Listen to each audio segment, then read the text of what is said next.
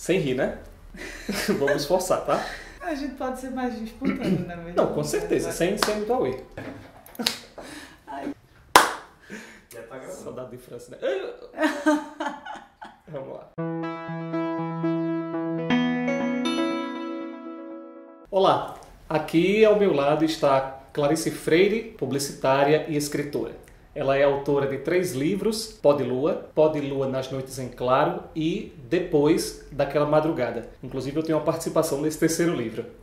Nós vamos conversar sobre arte, sobre beleza e como isso pode mudar o mundo. E só uma licença poética. Clarice é minha amiga, portanto eu vou entrevistá-la chamando-a de Clara. Clara, a primeira coisa que eu queria saber e você dissesse a gente é: a maior parte das pessoas se manifesta ou pela palavra ou pela imagem. Como foi que você descobriu que essas duas coisas caminhavam lado a lado em você? Então, vou pedir licença poética para chamar Gabriel de Gabri, né? Afinal, ele é meu amigo e eu estou muito honrada de estar aqui participando desse canal. Então, para mim é uma história, eu tenho uma teoria psicológica para isso, assim. Eu acho que, assim, meu pai é escritor, né? Médico, porém escritor, minha mãe é assistente social, porém ilustradora. Tem um porém, todo mundo tem um porém lá em casa. Então os dois, desde muito cedo, gostavam de fazer isso em casa.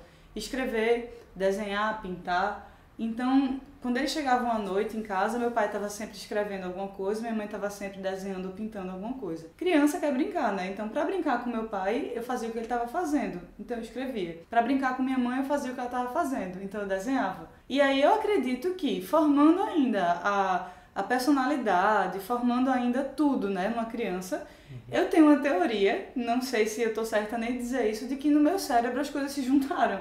Imagem e palavra não tem tanta diferença para mim, porque nunca foi intencional no meu trabalho que agora eu vou inserir propositalmente aqui a imagem, ou agora eu vou inserir propositalmente a palavra. As coisas vieram juntas e até hoje elas vêm juntas, né? Eu estou até agora em outro projeto tentando escrever um romance e eu tive que desenhar todos os personagens antes, porque eu precisava ver os personagens, assim, era muito engraçado escrever, fazer uma ligação, fazer algumas brincadeiras com as palavras ali para que depois eu começasse a falar. Então acho que é assim que minha cabeça funciona, acho que foi por aí. Você falou do seu pai e da sua mãe, uma coisa porém outra, uma coisa porém outra. Você é publicitária porém artista, ou é artista, porém publicitária? Ou um terceiro elemento que eu ainda não disse?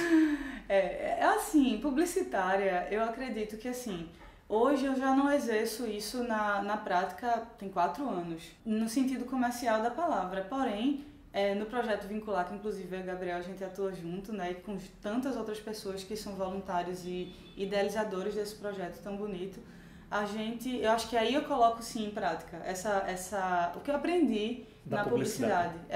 E na comunidade dos eventos também, que a gente também participa junto. Então acho que são 2 ambientes que eu consigo colocar em prática aquilo que eu aprendi na publicidade, e acho que também na minha arte, no meu trabalho, teve influência muito grande. Eu era muito prolixa na minha poesia. Minhas poesias tinham páginas de poesia, eu repetia as mesmas coisas e tal. E depois da faculdade, de ter que dizer tudo em 4 ou 5 palavras para poder caber no outdoor, para poder caber no slogan, para poder caber no anúncio, num jingle de rádio. Então eu tive que reduzir aquilo ali para pouquíssimas palavras. Eu fui obrigada, né? E eu acho que foi um grande ganho, porque terminou que essa poesia curta, esse jogo de palavras rápido, acabou que facilitou muito, eu acredito, a comunicação com os leitores via internet, que foi onde tudo começou. Eu achei importante falar sobre isso, sobre internet, os leitores da internet. Você sabe que você se comunica com muita gente nas redes sociais, né? Acho que talvez o Facebook já vá mais de 1 milhão de seguidores. Isso. Né? Acho que no Instagram já é mais de 200 mil pessoas também que estão lhe seguindo. Ou seja, o seu trabalho ele tem uma repercussão muito grande. A minha pergunta é assim: Clarice, como artista, ela compreende que o trabalho dela tem uma responsabilidade? Você tem uma responsabilidade com o seu trabalho? Você tem um objetivo com o seu trabalho? Existe um lugar de chegada para o seu trabalho? Ou não? O seu trabalho é uma coisa, os seus objetivos de vida são outros? Como é que você entende isso? Clarice, escritora, tem uma responsabilidade? E qual é a responsabilidade de Clarice, escritora? Olha, eu acho impossível descolar o meu trabalho de mim, né? Eu tenho feito algumas oficinas, eu tenho dito isso muito aos meus alunos, acho engraçado dizer aluno, né? Sou professora. Mas eu tenho dito isso para eles, assim. Pedro Gabriel, que é autor do Eu Me Chamo Antônio, né? Ele disse uma frase uma vez que eu gostei muito. Ele disse assim: a sua originalidade, a nossa originalidade está na nossa origem. E eu gosto muito dessa frase de Pedro. Por quê? A nossa origem, de onde nós viemos, é o que nos faz únicos, né? Me faz única, faz de você único, a sua origem. Tudo que formou você é aquilo que você é. Isso é único, ninguém viveu o que você viveu, ninguém é filho do seu pai e da sua mãe. Na época em que você veio, você tem irmãs, mas você nasceu naquela época com seu pai daquele jeito, com sua mãe daquele jeito, naquele lugar, você viveu lá em São Caetano. Isso. Então, as referências da sua vida são só suas.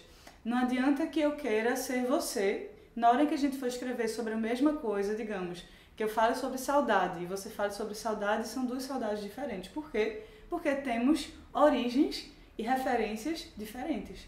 Então, dizer que o meu trabalho ele não reflete quem eu sou é impossível. Eu acho que para que seja algo verdadeiro, genuíno e que tenha assim um diferencial, ele é aquilo que eu sou, porque o que eu sou aqui é um diferencial, o que todos nós somos é um diferencial. Então, daí, por que eu estou dizendo tudo isso? Descolar de mim é impossível, portanto não tem como não haver uma responsabilidade, porque essa sou eu. Claro. E se sou eu, existe uma responsabilidade, porque eu estou, por mais que exista, no meu caso, um personagem, uma licença poética o tempo todo, né? Posso, numa licença poética a gente diz o que quiser, porque a gente tem essa desculpa bonita de dizer do jeito que quiser, o que quiser, porém, para mim, só faz sentido e só existe beleza quando é real, quando para mim importa, quando aquilo para mim é importante, quando aquilo para mim é verdade.